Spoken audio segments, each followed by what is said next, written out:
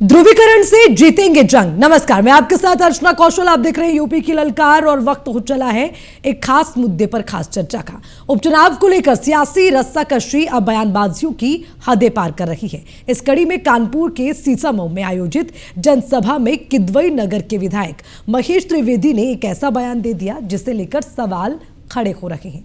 सवाल बड़ा ये कि क्या चुनाव जीतने के लिए नफरती बयानबाजी जरूरी है और क्या सिर्फ ध्रुवीकरण के सहारे ही चुनाव जीतने का प्रयास किया जा रहा है।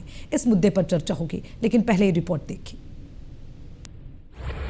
उपचुनाव पर सियासी घमासान, बयानबाजी की हदों ने लांघा आसमान।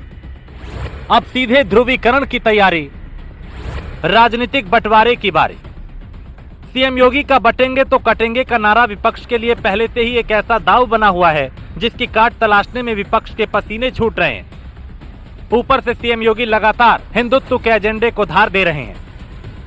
ऐसे में बीजेपी के किदवई नगर के विधायक महेश त्रिवेदी ने एक ऐसा बयान दे दिया जो सियासी तौर पे बीजेपी को नुकसान भी पहुंचा सकता है, क्योंकि बीजेपी विधायक ने इस बयान के जरिए सीधे ध्रुवीकरण की कोशिश की है।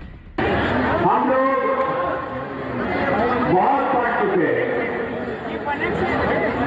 और बहुत पढ़ भी चुके। अब न बटने की जरूरत है न कटने की जरूरत है, क्योंकि हम सब लोग मृत लोग में यहाँ पर वास करने आए हैं। और जब हम मृत लोग में वास करने आए हैं तो हमारा हिंदू भाइयों को ज्यादा जिम्मेदारी निभाना चाहिए। उनकी जिम्मेदारी ये बनती है कि जब देश स्वतंत्र हुआ था तो हिंदू और मुसलमान दोनों ने देश के लिए आहुतियां दी थी। उसके बाद उन लोगों ने अपना पाकिस्तान ले लिया। अब क्या कारण है कि हम ये तो नहीं कह सकते कि हर मुसलमान आतंकवादी है, लेकिन ये निश्चित कह सकते हैं कि आतंकवाद ही मुसलमान है। 2014 से बीजेपी की लाइन साफ रही है, सबका साथ सबका विकास। इस दायरे में रहते हुए केंद्र हो या राज्य सरकार, दोनों ने ही सरकारी योजनाओं का फायदा हर तबके तक पहुंचाया है। ऐसे में इस तरह की बयानबाजी विपक्ष को हमले का मौका देने के लिए काफी है। सवाल उठता है कि क्या समाज को बांटने वाले बयान जरूरी हैं? धर्म विशेष को टारगेट करना क्या सही है? ऐसे बयानों के जरिए मुख्यमंत्री के बयान को तोड़ा मरोड़ा नहीं जा रहा। क्या ऐसे बयान वर्ग विशेष को टारगेट नहीं कर रहे? ये सच है कि सीतामऊ विधानसभा मुस्लिम बहुल है, लेकिन क्या सिर्फ यहां जीतने के लिए सांप्रदायिक ध्रुवीकरण ही एकमात्र उपाय है? सवाल ये भी बड़ा है कि क्या चुनाव जीतने के लिए लोकल नेता कोई भी हद पार करने को तैयार है? Bureau report, news 1 India.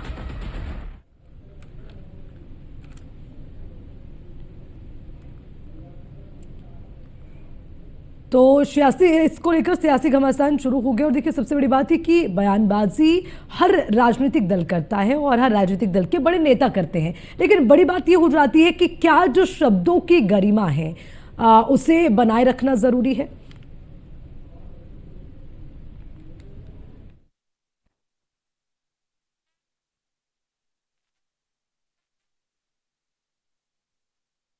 करेंगे खास पैनल हमारे साथ जुड़ा हुआ है।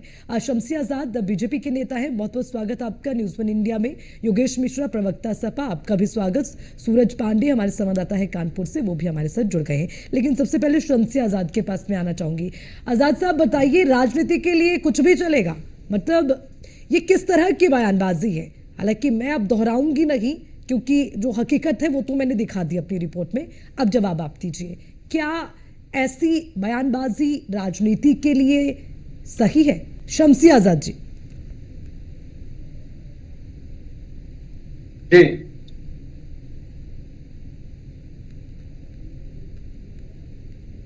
बोलिए। शमसी आजाद जी, मेरा सवाल ये है कि उपचुनाव नजदीक है, तैयारियां जोरों पर है, लेकिन आपके नेता ऐसे बयान दे रहे हैं जो ये बताते हैं कि राजनीति में शब्दों की गरिमा का ख्याल रखना कितना जरूरी है। क्या समाज को बांटने वाले बयान जरूरी है क्या? देखिए, भारतीय जनता पार्टी सबका साथ सबका विकास पे ही हमेशा काम करती चली आई है, उसी पर वो अपना चुनावी एजेंडा भी लेकर चल रही है।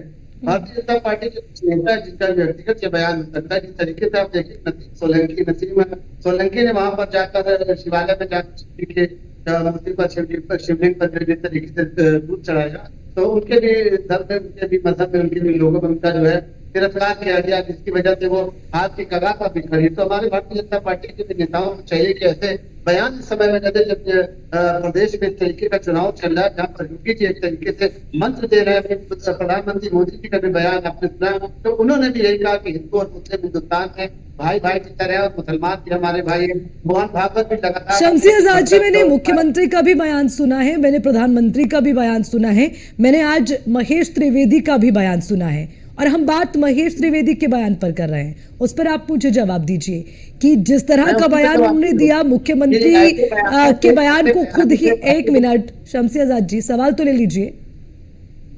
मैं ये पूछ रही हूँ कि मुख्यमंत्री ने जो बयान दिया, आप ही के पार्टी के नेता अब उसे तोड़ मरोड़ कर या जैसे भी पेश कर रहे हैं, वो समाज को बांटने जैसा बयान है।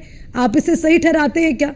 अगर नहीं तो फिर ऐसे नेताओं को लेकर आप क्या कहेंगे? नहीं देना चाहिए। मैं तो पहले कह रहा हूँ कि इस तरीके के बयानों से बचना चाहिए। जब एक तरफ जो है इस तरीके की हवाएं चल रही, प्रदेश में हिंदू मुस्लिम एकता की बात चल रही है, मुसलमान भारतीय जनता पार्टी में ज्यादा से ज्यादा जुटा है।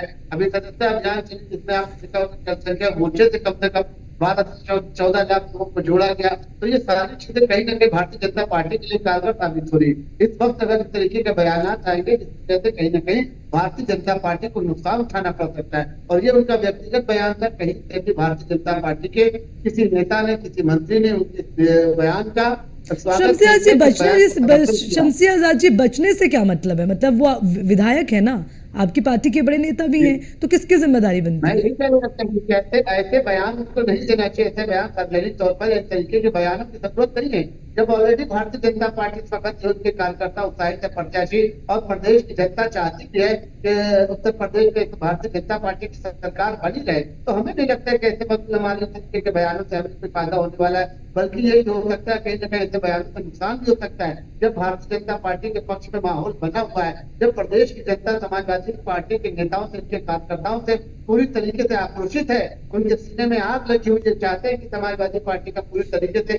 प्रदेश में सुपड़ा साफ हो जाए। कहीं भी समाजवादी पार्टी का बैनर या उनके नेता दिखाई देते हैं तो प्रदेश के कार्यकर्ता, प्रदेश की जनता जो है उनको जो है सही आंखों से देखती भी नहीं। और अब ये कहने लगे हैं बाकायदा लोग कि जहाँ समाजवादी वहाँ अपराधी, जहाँ समाजवादी वहाँ अपराधी, ये नारे प्रदेश में चलने लगे। तो ऐसे समय में तरीके के बयानों से बचना चाहिए। हमारी चीज का जो मंत्र है, जो भारतीय जनता पार्टी का सिद्धांत है, हम उस सिद्धांत को लेकर चल रहे हैं, सबका साथ सबका विकास, जो 2014 से मोदी जी ने किया था। आज भी पार्टी का हमारा सिद्धांत वही है, आज भी हमारा मंत्र वही है।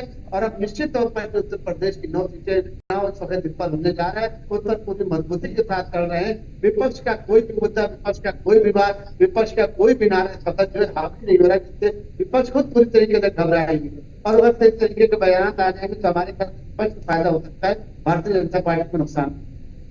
योगेश मिश्रा जी, देखिए उपचुनाव हैं और तैयारियां की जा रही है, लेकिन मैं ये समझना चाहती हूँ, क्योंकि ये हर दल के लिए, चाहे वो बीजेपी हो, समाजवादी पार्टी हो या दूसरे दलों की हम बात करें, क्या शब्दों की गरिमा या फिर वो बयान जो समाज में नफरत फैलाने का काम करते हैं, उसका ख्याल सबको नहीं रखना चाहिए क्या? क्योंकि पिछले दिनों हमने देखा कि कुछ पोस्टर्स भी लगाए जाते हैं कार्यकर्ताओं की ओर से, तो उस पर ये कह दिया जाता है पार्टी की तरफ से कि ये उनका व्यक्तिगत है, कार्यकर्ता है, पोस्टर लगा देते हैं।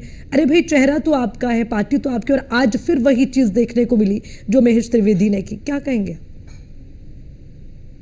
आदरणीय अर्चना जी, शम्सी भाई ने एक लाइन से शुरुआत की, सबका साथ सबका विकास सबका विश्वास। लेकिन जब आपके नेता बढ़ चढ़ के मंचों से वाहवाही लूटने के लिए बड़े बड़े बयान दे देते हैं, तो आपने उनको कहा ना कि उनका निजी बयान है। तो जब मुख्यमंत्री आदित्यनाथ जी ने भी एक बयान दिया, इसी भारतीय जनता पार्टी की जो फितरत है साहब, जब से चुनाव नजदीक आए हैं ना, लगातार इनके पास एक स्क्रिप्ट राइटर है जो लगातार बयान छोड़ रहा है कि साहब ए वाला नारा नहीं चला, ए वाला लेके आओ, ए वाला नहीं चला, कैसे बांट सकते हैं। और ध्यान भटकाओ योजना के तहत, जिससे मुद्दे पे बात न हो पूरे चुनाव में, आप सिर्फ हिंदू मुसलमान पे सेंटर पॉइंट बना के रखिए।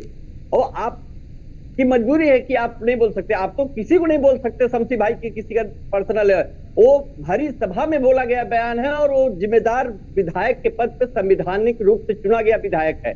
उसके ऊपर अभी तक किसी और दल का होता तो चुनाव आयोग एक्शन ले चुका होता। आप की चुनाव आयोग आपके ऊपर एक्शन नहीं ले रहा है क्योंकि दबाव में है। चुनाव आयोग को अभी तक इस पे एक्शन लेना चाहिए था। और जो देश को बांटने वाले लोग हैं ना, वो यही लोग हैं जो कहते हैं ना कि जो एक अभी साहब का सीधे पढ़ के गए ना, तो जो मालेगांव ब्लास्ट की आरोपी थी उसको तो सांसद तक का टिकट दिया था आपने साहब। मैं आपके 2 सवालों का जवाब दे रहा हूं अर्चना जी। आपने पहला सवाल किया कि क्या इस तरीके के नारे बिल्कुल नहीं होने चाहिए थे साहब। आप मुद्दों को लेके जाइए ना कि कौन, जनता ये सोचेगी कौन हमारे बच्चों के लिए बात करने वाला है साहब, कौन हमारे बिटिया के इंसाफ के लिए लड़ने वाला है, कौन हमारे घर की लाइट की बात करेगा, कौन हमारे घर का कच्चे घर को पक्का कराने की बात करेगा। विधायक जी चुप्पे रहते हैं 5 साल साहब, जब चुनाव आता है तो एक नारा लेके आते हैं और वो विवादित रहे इससे पहले भी, ये पहली बार नहीं हुआ, उनका काम ही है विवादित नारा देना। भाजपा में कंपटीशन चल रहा है कौन कितना बड़ा नारा दे सकता है। लेकिन योगेश जी मैंने हर दल के लिए कहा है, मैंने आज जो विधायक साहब की ओर से कहा गया उससे मैसेज हर दल के लिए है, क्योंकि पिछले दिनों पोस्टर ये भी लगे कि मठाधीश काटते हैं मठाधीश बांटते हैं, तो यह हर राजनीतिक दल के लिए है। हमने तो कहा ना, सुनिए, हमने कहा मठाधीश तो कहा कि भाई जो सच्चाई अभी मझुआ में और फूलपुर में भाषण दे रहे थे मुख्यमंत्री जी अभी तुरंत थोड़ी देर पहले, क्या क्या बोल गए समाजवादी पार्टी के बारे में, जिसने खुद उत्तर प्रदेश में अपने सजाती माफियाओं अपराधियों को संरक्षण दे रखा हो, वो हमको फैक्ट्री बता रहा है। अपने गिरबां पे नहीं झांक रहे हैं भारतीय जनता पार्टी के कार्यकर्ता और नेता कि वो कितनी बड़ी गुंडागर्दी कर रहे हैं और किन किन माफियाओं का संरक्षण कर रखा है। तो आपका काम है, सुन लीजिए प्लीज। शायद पूरी तरीके से खराब हो चुका है, आपको पुरानी बातें याद नहीं है, आप अपने शासनकाल की बातें भूल जाते हैं। कुछ हो करने को तो जाके जनता में बोलो। अभी भी आप देखेंगे बलात्कार की अरे तुम्हारे जैसा झूठा आदमी हमको नहीं चाहिए। भारतीय जनता पार्टी से बड़ा झूठा सरकार प्रदेश में देखा ही। अरे सुनिए, सबसे निकम्मी सरकार, सबसे निकृष्ट सरकार, सबसे गैर जिम्मेदाराना सरकार अगर कोई रही तो आपके 7 साल का कार्यकाल रहा। जनता त्रस्त हो गई है साहब आपसे। अरे जनता त्रस्त आ गई है, आप अपने काम से काम रखिए। आप जा रहे हैं, आज भी 1 लाख करीब अपराधी अगर सुल्तानपुर में मारा जाता है। देखिए शमसी आजाद जी, योगेश मिश्रा जी, बड़ी बात यह है कि कौन सी पार्टी किस पार्टी पर क्या आरोप लगाती है, ये आपके आपस की राजनीतिक लड़ाई है। लेकिन अगर कोई बयान समाज में सौहार्द को बिगाड़ने की कोशिश करता है तो उस पर सवाल हम जरूर उठाएंगे।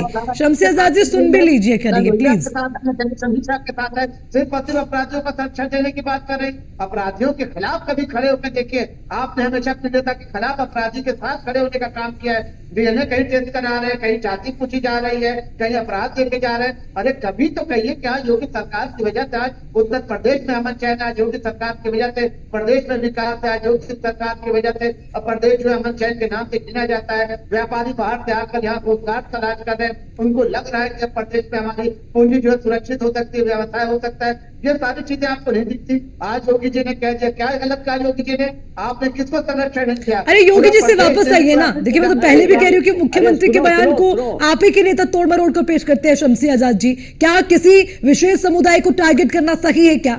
ये कतई बर्दाश्त नहीं होगा। राजनीति के लिए आप किसी को भी टारगेट करेंगे, ये नहीं चलेगा। बयानों में बचना चाहिए। मैंने कहा भी, कहीं भी उनका समर्थन नहीं किया। मैंने पहले ही कहा कि जिस तरीके से भारतीय जनता पार्टी का सिद्धांत है, तो आप एक्शन लेंगे, ये बोलिए ना। बचना नहीं चाहिए का क्या मतलब होता है? बयान आएगा तो मैंने कहा क्या भारतीय जनता पार्टी को नुकसान भी हो सकता है। हमने कब समर्थन किया?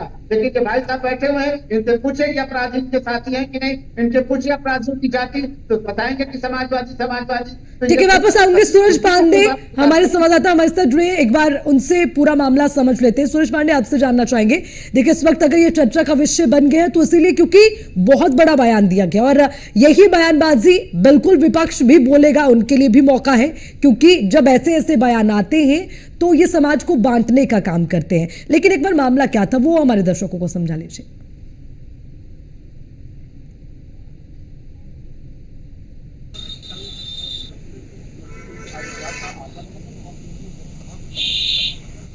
सूरज, मेरी आवाज पहुंच पा रही है? जी बिल्कुल।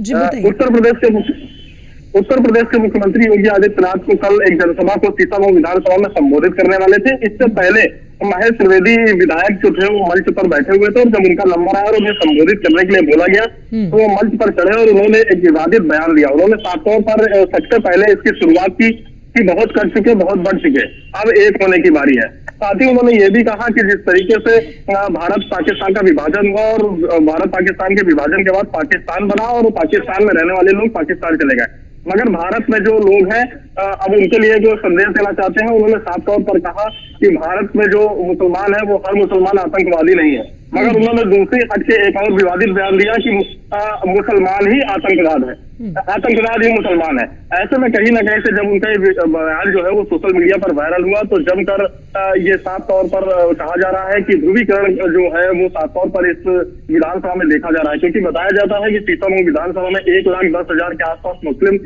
मतदाता है तो वहीं 1,96,000 हिंदू मतदाता है। ऐसे में कहीं ना कहीं से ध्रुवीकरण का जो खेल है वो लगातार भारतीय जनता पार्टी की तरफ से किया जा रहा है। ऐसे में सबसे बड़ी बात यह है कि विधायक महेश त्रिवेदी ने जिस तरीके से यह बयान दिया है, ऐसे में कहीं ना कहीं से देश की राजनीति जो है वो और गर्म होने की आसार है। तो वही सबसे बड़ी बात आपको बता दें कि भारत के प्रधानमंत्री नरेंद्र मोदी जो है वो सबका साथ सबका विकास की बात करते हैं। उत्तर प्रदेश के मुख्यमंत्री लगातार उपचुनावों में जहां जहां जनसभा कर रहे हैं वहां पर जाकर वो साफ तौर पर कहते हुए नजर आते हैं कि कचोगे तो बचोगे, मगर उससे हटकर कानपुर के विधायक महेश त्रिवेदी ने बयान दिया है। ऐसे में कहीं ना कहीं से इस बयान की हर तरफ जो है वो निंदा होती हुई नजर आ रही है। जी ठीक है शमसी जी, अब सीधा सवाल आपसे है कि क्या ध्रुवीकरण की राजनीति करने की कोशिश जारी है? ध्रुवीकरण की राजनीति देखिए समाजवादी पार्टी का भी दोहरा चरित्र समाजवादी पार्टी का है, दोहरा चेहरा समाजवादी पार्टी का। जिस तरीके जिन्होंने अभी अपने गठबंधन दल के नेता कांग्रेस पार्टी के साथ जिस तरीके से छल किया वो पूरे प्रदेश ने देखा कि कहीं पर समाजवादी पार्टी जो है कांग्रेस पार्टी के खिलाफ चुनाव लड़ रही, मध्य प्रदेश में उनके खिलाफ लड़ रही थी, झारखंड में अभी भी चुनाव उनके खिलाफ लड़ रही, महाराष्ट्र में अभी भी उनके खिलाफ चुनाव लड़ रही है, जम्मू कश्मीर में लड़ चुकी, हरियाणा में लड़ चुकी और उत्तर प्रदेश में फिर दिखाते हैं कि हमारा इंडिया गठबंधन है। इंडिया गठबंधन कहते हैं, इंडिया गठबंधन बना रहे हो? कौन सी सच्चाई बोलो कि तुम करो तो ये कौन सा प्रेम है? ये कौन सा दोहरा मापदंड है? ये दोहरी राजनीति जो है प्रदेश की जनता ने समाजवादी पार्टी का मुखौटा उतार दिया है। ठीक है योगेश जी 30 सेकंड में अपनी बात पूरी करें। ठीक है शमसी जी, एक 30 सेकंड का आखिरी कमेंट योगेश जी से प्लीज। शमसी जी रुकिए, बोलिए योगेश जी 30 सेकंड। आदरणीय अर्चना जी, जो कुछ भी है सारी तस्वीर क्लियर है। इस देश का मुसलमान देशभक्त है साहब, संविधान में आस्था रखने वाला है और देश के विकास में कंधे से कंधा मिला के चलने वाला है साहब। इस देश में ब्रिगेडियर उस्मान को देखा और तमाम ऐसे लोगों को देखा कि अलामा इकबाल ने लिखा सारे जहां से अच्छा हिंदुस्तान हमारा, लोगों ने इसीलिए हिंदुस्तान में सिर्फ मुसलमान या सिर्फ हिंदू की बात नहीं होनी चाहिए, मुझे लगता है सबकी बात होनी चाहिए। आप मुसलमानों की बात करते हैं, हिंदुओं की भी बात करें। मैं कहती हूँ जो हिंदुत्व की बात करता है वो मुसलमानों की भी बात करें और समाज की गरिमा को बनाए रखे। सबके हर राजनीतिक दल की जिम्मेदारी है। चलिए इस चर्चा में शामिल होने के लिए सभी का बहुत बहुत शुक्रिया। समय हमें इतने की इजाजत देता है, लेकिन बड़ा सवाल ये उठता है कि उपचुनाव के साथ ही सियासी घमासान जारी है, लेकिन जो बयानबाजी हो रही है उसमें कम से कम शब्दों की गरिमा का ख्याल रखें।